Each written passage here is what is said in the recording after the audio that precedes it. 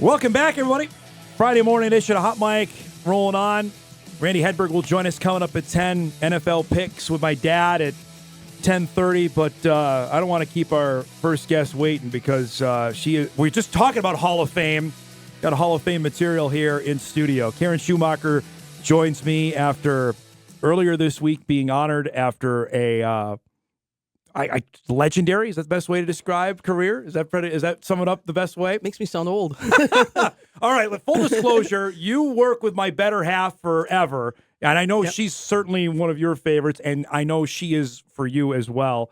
Can you give a good story that I don't know? You got a good Courtney story that you can share on the air? I was up on third floor and she was on first floor, so I didn't hear too many things. We kind of cross in passing. I wish I had one to tell you, but I don't. I will say this. You made a blanket for our son, the Dr. Seuss blanket, which is still one of his favorites. It's on it or near his bed all the time. So I appreciate that. I'm glad to hear it. Full disclosure on that. Okay, now to the good stuff. Tell us about finding out about this award that you won earlier this week. How did you find out? Well, I got a phone call in October, and I've been following this group a little bit, the Minnesota Coalition of Women's and Girls in Sports, and I've never gotten too involved. Guilty of not wanting to make the trip down to the cities as often as it might require. And basically just said I would be getting a merit award for, I think, basically longevity and things that you've done to help girls in sports. And ultimately just means I've done it for a long time. No, it means you've been a huge impact on people's lives over the last 4+ decades is what it means. You know, I've had some tremendous girls, some kids to work with, peers, assistant coaches, men and women. This is certainly not something you do on your own. And I've just been blessed with having the right people around me. When you found out, what was your reaction? I wanted to decline. I like being in the background. She convinced me that this is not necessarily about me, but just about girls' sports in general, and that convinced me to go along with it. We have video of you accepting the award. What was that moment like to be down there and be recognized, and then actually have it happen that day? Very humbling, knowing you have to give a speech. I was very intent upon keeping it in my 3-minute range, and I did that. But no, the people around me just so impressive. The one gal I was sitting next to or close to now does football officiating, and actually did it in the state football Minnesota football tournament this year. And just listening to things that she has done and where she has taken the next step in that area, because you don't see many female officials in any sport, maybe volleyball more so than any others, but professional hockey player was down there, administrators from various colleges that have worked in the girls' sports areas. Just very impressive to be around the people that I was around. So you were more nervous for that, given the speech, than you were for anything else? Probably because I can talk in front of people I know, but this was a group of people I look out, and I only knew about 5 people in the stands, and so that was a little more nerve-wracking. This seems like a Captain Obvious question. So was sports always part of your upbringing? Like, was that you were drew to that? You know, we always played. We had a hill in the backyard, and the neighbor boys and I would always be out playing 2-on-2 or 3-on-3 softball, baseball, whatever. Yep. And but we never had anything organized. And I had a high school Phi-Ed teacher who's actually here in town now, Shirley Carlson now, who got a group of us together as freshmen in high school to play have a softball team. She said, "I'm going to take you guys up to Fargo for the Red River tournament." And we're like, we bring out the maps. Where's Fargo? You know. And we came up here, and I will say that's probably the reason I ended up at Moorhead State is from that experience. No kidding. Yeah. And so our summer softball group, we did pretty well. And that just got me kind of hooked on just sports in general. And other than Phi-Ed class, though, in that summer softball, we really didn't have much. And a story I told in my speech the other day, I think it was a senior in high school, and we had a play day with some other towns. I was from Watertown. And basketball, I think it was 10-minute running halves, if I'm not mistaken. Yeah. And, of course, we weren't very good. We didn't know how to shoot or do anything, so the score was like 8-10. We're behind, and the other team accidentally throws the ball into the bleachers, and by the time we get the ball back, game's over. And, how things have advanced from there, and just the competition and the expectations, and we were just happy to have a chance to participate. Well, how often did you play with boys? Did you have separate girls teams at We that really age? didn't have any teams at that point other than, I know we got our softball group started. I remember playing during the spring. Playing with the guys was strictly if we were going to the local, park. I remember Chuck Galsvig one time saying, it used to be you could drive by any softball or baseball field in town and there'd be a group of kids picking up a game. You don't see that anymore unless it's organized. Yeah. And that's kind of a shame. Yeah.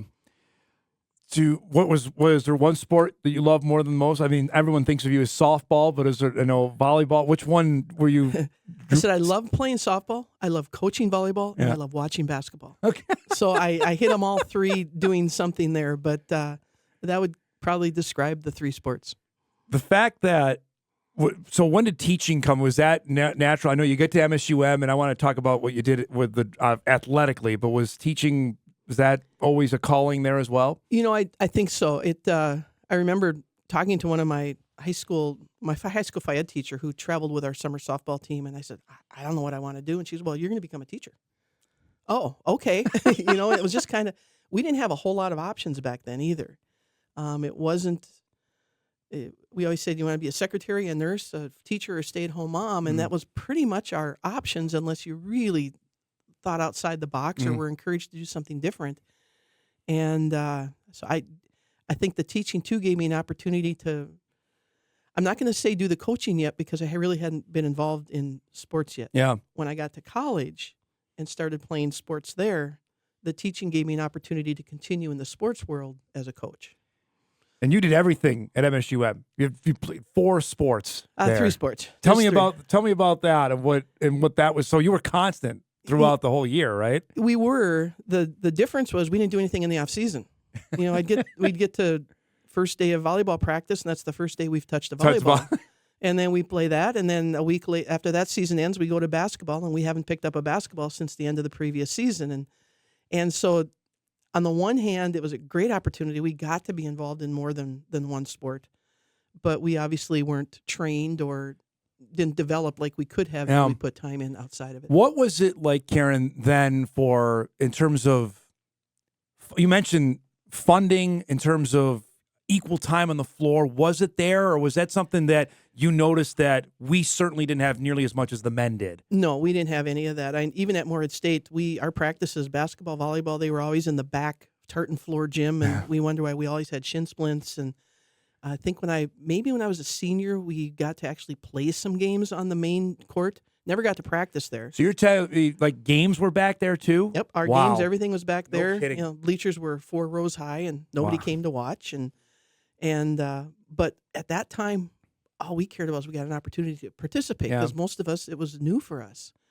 Now it would be lawsuits. Yes, yes, and rightfully so. Yeah. That experience there, I mean, did you get when you got a chance to actually then play on the big court, like, hey, this is nice? Like, what went through your mind? First of all, it was way too much space. We were used to being in a little box in a gym. closet, right? Yeah, and all of a sudden, serving a volleyball, man, that thing just sailed 20 feet out of bounds. And it was a special experience. We just felt like we were, wow, this is a really cool thing. And I don't think at that point yet we were looking at it as we deserve this. We were looking at this as a special occasion. It didn't take long before we realized, why aren't we doing this all the time? Yeah. Was that something that spurred in your mind after more times of doing, like, hey, we deserve this. We need to be out here. Definitely. I know even when I started coaching at Moorhead with basketball, the girls always had the south gym, which it was a wood floor, but bleachers lined up next to it. The guys always practiced in the middle gym with the main court and the main rims. And I remember coming upstairs one time for practice, and the bleachers had been partially pulled out in our gym, and they were working on them. And all of a sudden, it's like, we can't have practice today, but we have a game tomorrow. And I went downstairs to talk to Paula Bauk, who was our girls' coordinator, if you will, at the time. Mm-hmm. And she was one who would fight battles. And I said, Paula, what am I going to do? She says, you need to go up and talk to Bill Quinnett, who was the basketball coach at the time. He's more likely to listen to you now than me, because she had been fighting so many battles, they didn't even want to deal with her. And I walked in, I said, Bill, we got a problem here. Is there any way you can help us out? He goes, yeah, just take our gym today. And I was like, wow. Mm.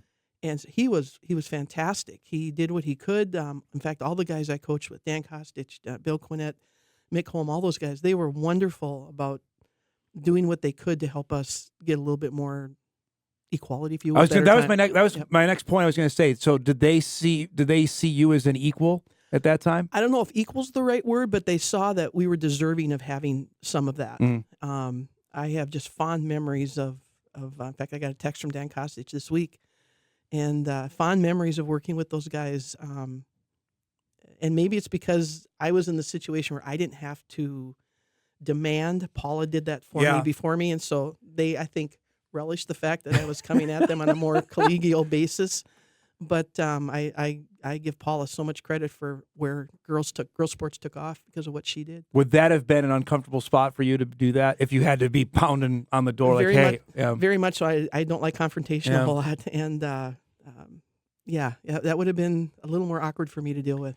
So I know you still go to Spuds games all the time. To see it now, what it's like, what goes through your mind now to see it from where it was 30, 35 years ago? They're playing equal time. Yeah. It's the gym space is split evenly, and that's been going on for quite a while. I mean, Moorhead has done a tremendous job of doing that. Transportation, guys always used to take the Spud bus, which was the coach. That's at a great the time. point. So how did you guys get? How did you have to get the team to games? We usually took the school bus, unless it was an extremely long trip. Yeah. But if we were playing at the same time, no question, the guys boys got were going to get. And part of it, the football team, they needed the storage for equipment and so on. There were times when I would drive a people mover if we were just taking the varsity volleyball down to the cities. And at times it was annoying. Other times it was like, I kind of like just having the kids to myself and not having to share them with the driver. But we always had bus drivers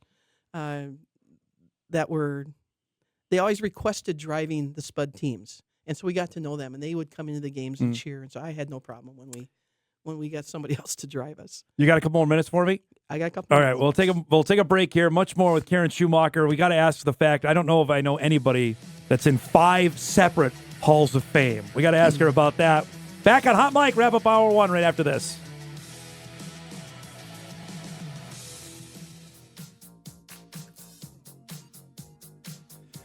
Welcome back on Hot Mic. I got an email. I got to read this one to you. I said this directly to Karin at her MHS Hall of Fame induction, but it's worth pointing out, you'll know this is from, to everyone, how great a math teacher she was. I was a chronic C student in math until I took 3 math classes from her in my senior year. By the time I took my first calculus class in college, I got an A. Now that's a miracle worker. That's awesome. Thank you. Was math always, you got to be drawn to that. Like for me, like math doesn't seem like something that I'll just choose to do that. I've always liked math. Yeah. It actually became my second major. When I was in college, we weren't allowed to student teach and participate at the same time, and I didn't want to give up a sport, so I thought I'm going to go. Okay, stop there. What was the reasoning on that? I am not sure. That is not sure. Crazy. Part of it could be, when you got student teachers, that's a lot of work. Yep. And now you're going to miss because you're going to a game here or there. You got to leave early for practice. So I kind of get it. They don't do that anymore. No. But in the long run, it worked out great for me. I picked up a math major, and I loved it. All right, so I got to make sure we give proper cred here. You're in the Watertown High School Hall of Fame, the Fargo Moorhead Softball Hall of Fame, the Minnesota High School Volleyball Coaches Hall of Fame, the NSIC Hall of Fame, and the Moorhead High School Hall of Honor. That's 5. When I say that, what goes through your mind? Again, I think it goes back to the fact that I was able to do so many things in college. We were able to do 3 sports. And that helped with the NSIC one and the Moorhead State one. I think just the coaching success, especially with volleyball, helped with the volleyball one. 58 seasons as head coach probably helped with the Moorhead one.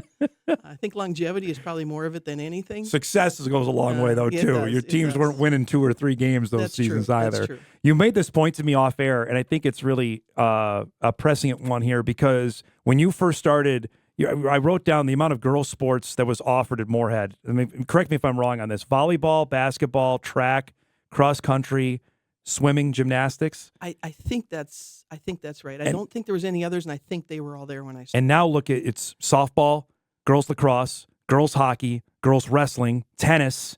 I mean, there's just the explosion there, and they all, I mean, I just had Ryan Kraft on the show earlier this week, the Moorhead girls hockey coach, that these aren't team, they are good in everything. Right. I mean, it's not just, hey, we're fielding a team to have one. No, we're really good. Yep. Lacrosse. I don't. And golf, by the way, don't get get mad at me. Golf I don't on know there. if golf was there for girls at that point or not.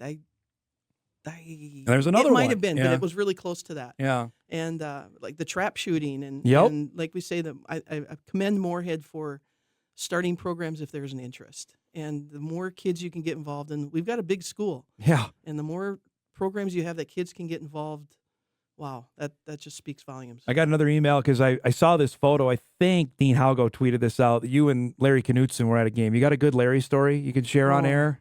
You know, Larry comes up with a joke. Every time you see Larry, okay, he starts to tell a story, and you're like, okay, I know this. I know where this is going. And you get all done, and you just look at him and roll your eyes. And but talk about longevity. He is the voice of the Spuds. Yes. And I try to come up with a joke for him, and by the time I see him, I've forgotten it. Was there a sport that you either wanted to try or didn't try, or did try and say that didn't work out? Is there one that say, you know what, I'd like to have maybe given this one a go, either play or coach? Oh, boy, that's a good question. Not that I can think of. I do a lot of golfing now, so we got the 4 sports there. Rhythm was not a specialty, so dance or anything like that wouldn't be it. Gymnastics definitely would not have been it.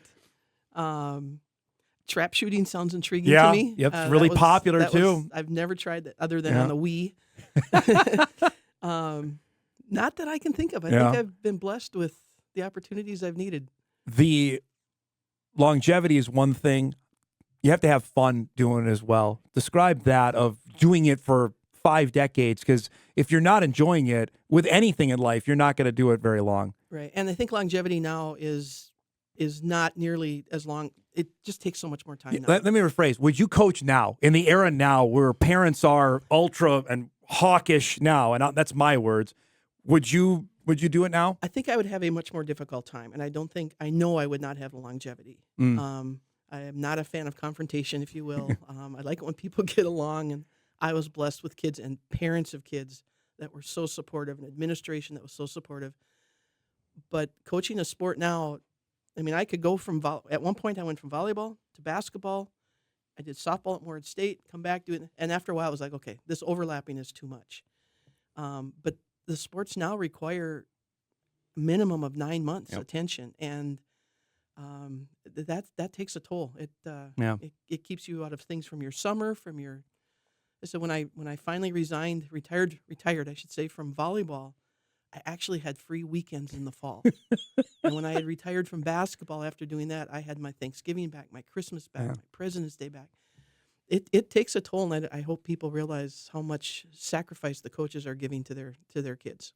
You couldn't have said any better there. Thanks so much for coming by. Congratulations. Getting to know you, I was through Courtney, and obviously knowing how much of a legend you are at Moorhead, you earned this completely on your own. And I know you're going to say it was a lot of others, but you did this for 50 years. Thanks so much for this. Congrats. Have a great Super Bowl weekend, all right? Thank you much. Hi, Courtney. Karin Schumacher joining us, the legend from Moorhead at MSUM. 5 separate Halls of Fame. That's awesome stuff. We'll take a break. We come back. We got another legend waiting in the wings. Randy Hedberg's going to join us when we return on Hot Mic on this Friday morning. Look at that video. We're back after this.